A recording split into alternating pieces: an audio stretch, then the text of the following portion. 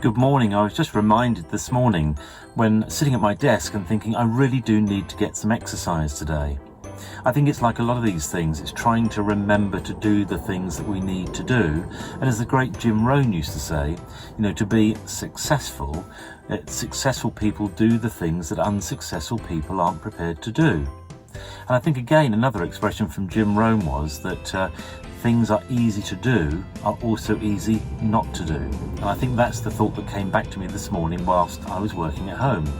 And it got to sort of late morning, I thought, I've got to go and get some exercise. It's not helpful if I'm just going to sit at my desk all day and not really get out there and get some exercise. And it's funny, I got in the car, I'm travelling now to get through to the gym so that I can get some exercise, and I turned on an Audible book called The Compound Effect.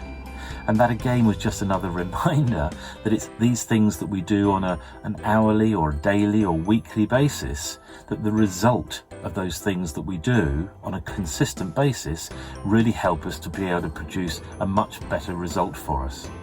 So just an encouragement to you today that maybe if you're thinking about, I need to go and get some exercise or I need to do something, perhaps today's the day when you say, I will go and do it and take action and get that thing done.